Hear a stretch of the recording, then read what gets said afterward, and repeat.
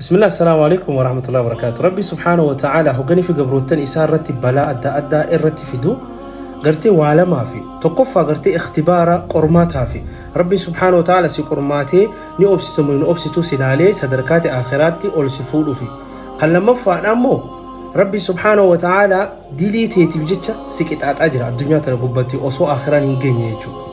دوبا akkamitti lameen kana gargar baafna kan qormaataati fi kan qixaaxaaf rabbi subhanahu wa ta'ala balaasi fide akkaataan itti gargar baasan haala khee laalta haalli khee yeroo hedduu gartee ati yoo nama gaarii nama qaalii rabbii irratti gartee tiifatu nama gartee haraam irraa hanqa dandeetti irraa fagaatu yoo kan nama gaarii taatu taate namni gartee balaan itti buutetu yoo nama gaarii ta'e rabbiin immoo balaa itti fide suni rabbiin qormaataa fi addunyaa irratti gartee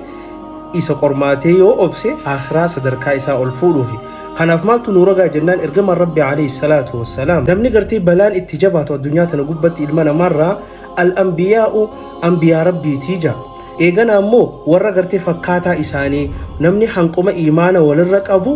fattanamaa deemaa jechuudha. Haalli lammaffaa kan gartee qixaaxaaf ta'u itti beektu yoo nifi nama dilii dalagu taate nama dilii amma dalagu taate rabbi yoo balaasi fide sun qixaaxaaf ta'uu haa beeknu irraa haa toobannu. kanaaf kan wanni nu ragaadha ظهر الفساد في البر والبحر بما كسبت يد الناس الدنيا تنا بحرف برلي gartee fasaadni ni babal'ate sababa harki ilmi namaa waan hojjeteetiin jaa rabbiin yoo nama gartee badii haraam dalagu taate rabbiin hogga balaasi fide si qixaaxu fi jechuu lameen kana rabbiin nama qixaaxa rabbiin warra addunyaa irratti gartee qaalisaa godhee